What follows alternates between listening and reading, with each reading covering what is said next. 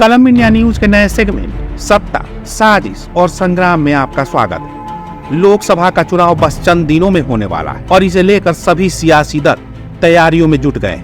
हालांकि बिहार में बदले सियासी समीकरण के कारण कई नेताओं के चेहरे मुरझा जरूर गए हैं। पहले कई नेताओं को आस थी कि जब आरजेडी और जेडीयू एक साथ है तो सीटों के बंटवारे में उनको मौका मिल सकता है, लेकिन अब जब एक बार फिर नीतीश एनडीए में शामिल हो गए हैं और कई बार जेडीयू के नेता विनिंग सीट पर अपने प्रत्याशी उतारने की बात कह चुके हैं, ऐसे में कई नेताओं के चेहरे अब उतर गए हैं। उन्हीं सीटों में से एक जमुई लोकसभा भी, जिस सीट पर कई नेता तैयारी में भी जुट गए थे।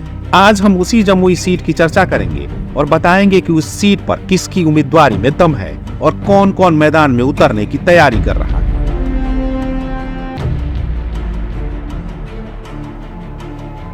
बिहार की जमुई लोकसभा सीट का इतिहास महाभारत काल से पहले का है। जैन धर्म वालों के लिए भी यह क्षेत्र काफी महत्वपूर्ण है। जैन धर्म के 24वें तीर्थंकर भगवान महावीर को यही ज्ञान की प्राप्ति हुई थी। इसके अलावा जैन धर्म के 9वें तीर्थंकर सविधिनाथ का जन्म स्थान जमुई के राकंदी गांव में माना जाता है। इस क्षेत्र का संबंध गुप्त और पाल वंश के शासकों से भी है। चंदेल शासकों ने भी यहाँ काफी समय तक शासन किया था। लोकसभा सीट के रूप में यह सीट साल 2009 में अस्तित्व में आई थी और तब से लेकर आज तक यहाँ पर एनडीए उम्मीदवार को ही जीत हासिल हुई। इस सीट से पहले सांसद चुनने का गौरव जेडीयू के भूदेव चौधरी को मिला। उस वक्त जेडीयू और बीजेपी का गठबंधन था और दोनों ने साथ मिलकर चुनाव लड़ा था और उस दौरान भूदेव चौधरी ने आरजेडी के कद्दावर नेता श्याम रजक को मात दी थी। जमुई अनुसूचित जाति के लिए सुरक्षित संसदीय क्षेत्र 3 जिलों के विधानसभा क्षेत्रों को मिलाकर जमुई लोकसभा का गठन हुआ था।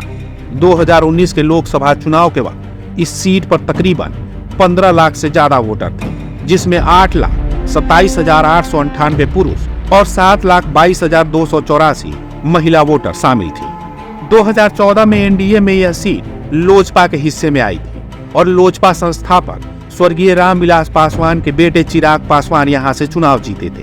वहीं 2019 की मोदी लहर में भी यहां से चिराग पासवान को सफलता मिली थी। खबर यह है कि चिराग पासवान अब इस सीट को छोड़कर कहीं और से चुनाव लड़ने की योजना बना रहे हैं, क्योंकि एक कार्यक्रम में चिराग पासवान ने कहा था कि राष्ट्रीय नेतृत्व जो भी निर्णय लेगा वो फैसला उनको मंजूर हो। तब से ही चिराग के जमुई छोड़ने की चर्चा होने लगी।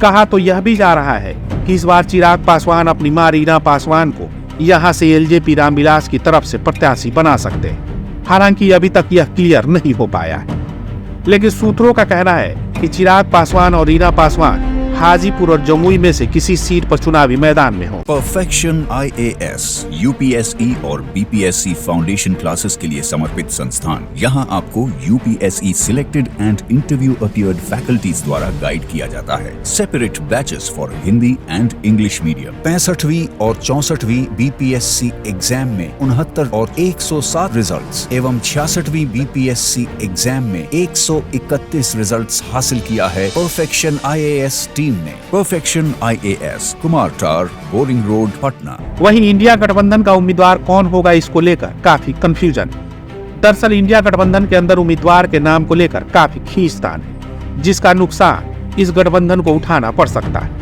अभी यह भी निश्चित नहीं हो सका है कि गठबंधन की यह जमुई सीट किस दल को जाएगी। इंडिया के तरफ से कौन सा दल, कौन सा उम्मीदवार होगा। हालांकि बिहार सरकार में मंत्री रह चुके अशोक चौधरी भी यहाँ से प्रबल दावेदार माने जा रहे हैं, क्योंकि वो कई महीनों तक जमुई के जिला प्रभारी मंत्री रहे, जिन्हें कुछ दिन पहले वहां से हटाकर समस्तीपुर जिले का प्रभारी मंत्री बनाया गया। लेकिन सरकार बदलने के बाद अशोक चौधरी अब मंत्री नहीं रहे।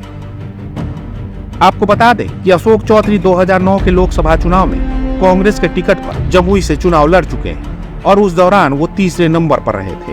हालांकि जेडीयू में रहते उनकी उम्मीदवारी को लेकर संशय बरकरार। वहीं आरजेडी की तरफ से इस सीट पर दावेदारों की बात करें तो इसमें सबसे पहला नाम उदय नारायण चौधरी का आता है।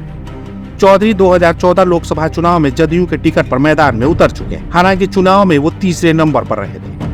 वहीं उस दौरान सुधांशु शेखर भास्कर राजद के टिकट पर चुनाव लड़ते हुए दूसरा स्थान हासिल करने में कामयाब हुए थे। उदय नारायण चौधरी बीते कुछ सालों से राजद में और उनका दौरा जमुई में लगातार रहा है। जबकि सुधांशु शेखर भास्कर भी यहाँ आते रहे। इसके अलावा मुंगेर विधानसभा सीट से उम्मीदवार रह चुके मुकेश यादव की पत्नी अर्चना कुमारी भी उम्मीदवार के रूप में अपनी दावेदारी पेश कर रही है। राजद की तरफ से इस सीट पर पूर्व मंत्री श्याम रजक का भी नाम चर्चा में है। श्याम रजक 2009 लोकसभा चुनाव में इस सीट पर राजद प्रत्याशी के रूप में लड़ चुके हैं, तब वे दूसरा स्थान हासिल करने में कामयाब रहे थे।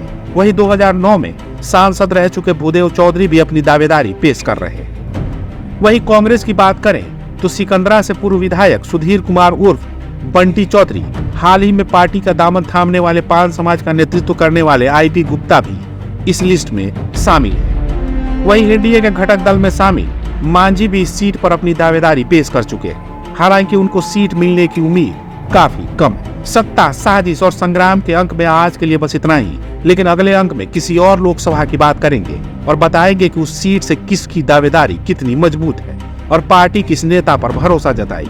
अभी तक आपने कलम इंडिया न्यूज को सब्सक्राइब नहीं किया है तो कर लीजिए, क्योंकि लोकसभा से जुड़ी अपडेट और सटीक खबरें हम ही आप तक सबसे पहले पहुंचाते हैं।